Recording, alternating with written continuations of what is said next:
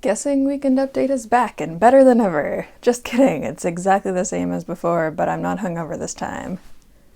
Or am I? Anyway, here are tonight's top stories. Cinnamon Toast Crunch is in some hot water after a man found shrimp tails in his box of cereal. The company claimed it was an accumulation of cinnamon sugar, and there was no chance of cross-contamination with shrimp.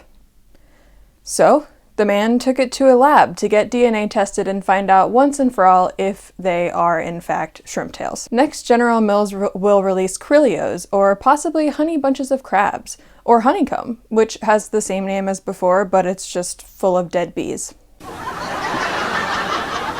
In incredibly exciting voting machine lawsuit news, Trump's former campaign attorney Sidney Powell has claimed the defamation suit filed against her by Dominion voting system should be thrown out because no reasonable person would believe her claims were statements of fact, which is not a joke.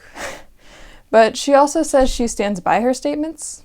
Dominion Voting Systems also filed a defamation suit against Fox News for spreading lies about voter fraud involving their machines. Who would have thought that voting machine companies were the heroes we needed all this time? I'm pretty shocked that Dominion Voting Systems is the Batman to Trump's Penguin and Fox News' Joker, not Heath Ledger, the Jared Leto one.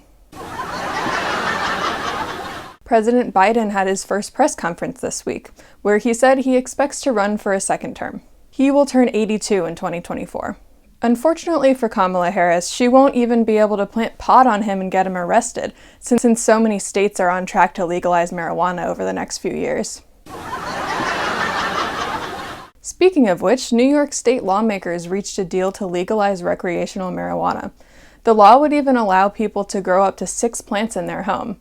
6 may seem like an arbitrary number of plants, but that's all that would fit inside a New York City apartment. The queen of overalls under blazer. Chrissy Teigen quit Twitter this week because it started serving her negatively. It's shocking that she managed to survive Trump's time on Twitter, and only now is the negativity outweighing the positivity. Trump calling her John Legend's filthy-mouthed wife was fine, but one person gives her cookbook a bad review and she's out? Peeps and Pepsi have come together to create a marshmallow soda abomination. To discuss how they came up with this idea, here's the CEOs of Peeps and Pepsi.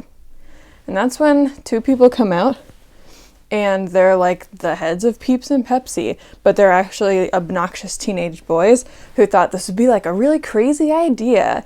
And they can talk about other weird food combinations that they like and how they fill up a cup of soda with all of the fountain sodas together in one and drink it and stuff like that.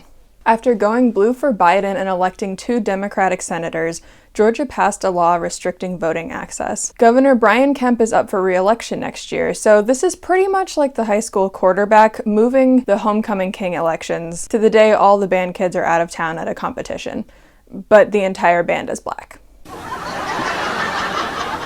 De Blasio has promised to help reopen Broadway by September. Finally, we'll get to see some non-masked shows again. I was getting really tired of Phantom of the Opera. Get it? Virginia legislators voted to abolish the death penalty, becoming the first southern state to do so. It's pretty shocking because the death penalty has been happening in Virginia since 1608 in the Jamestown colony. It's as ingrained in Virginia culture as tobacco, moonshine, and racism. I guess college students will have to stop trapping tourists in the stocks in colonial Williamsburg.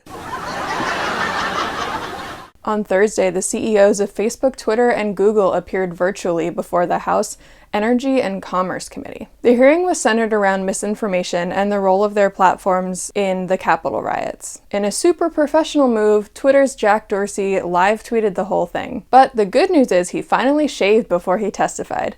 No, not his face, his head. He's still rocking that castaway quarantine beard. No wonder Chrissy Teigen left Twitter. Reports say Governor Cuomo gave family members and VIPs special access to COVID testing. It's convenient that this news came out this week, since if you're gonna have a scandal, you might as well have everything come out at once. Next week, we can look forward to some blackface photos surfacing. My official guess for April? College admissions scandal, the sequel. Officials say it may take weeks to free the ship stuck in the Suez Canal. With more on this, here's Ever Given, the boat stuck in the Suez Canal. Hi, Evergiven. Thank you so much for being here. Thanks for having me, Kara. So, I gotta ask, what happened? How on earth did you get stuck sideways in the Suez Canal? Oh well, these things happen. I hate to disagree, but it seems like you've gotten yourself into a pretty unique situation. What can I say? Was there drinking involved? Perhaps. Were there any other illicit substances involved? Who's to say? At the end of the day, these things happen, and they're practically impossible to prevent. So you were under the influence when you got stuck in the canal? I don't see how what I do or do not consume is relevant to this situation. If you weren't sober, I guess that explains why your path drew a penis in the canal before going through. Oh, no, that was just a sick little prank I pulled on the operators of the canal. I thought it'd be funny. You thought it'd be funny for hundreds of ships to have to be rerouted because of you? I know. And you know what the best part is? Now they have to deal with these pirates. These ships have been pranked so hard. So this whole thing was a prank. Here's the thing. It did start off as an accident. I had a little too much fun, and then I got stuck big time. It just so happens that the results of this accident are awesome pranks.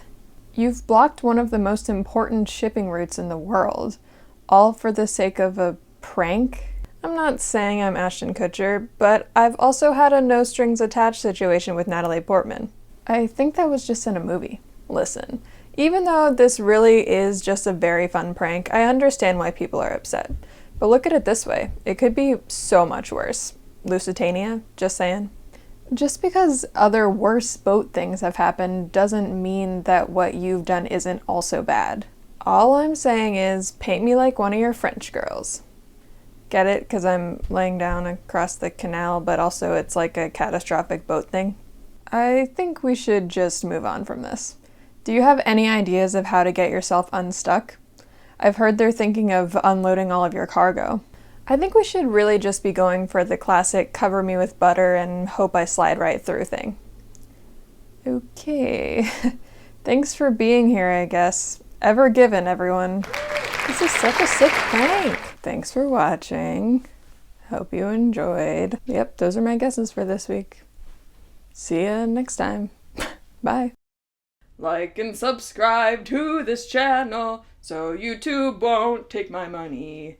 I hope you liked this great video. Please subscribe now. That was a threat.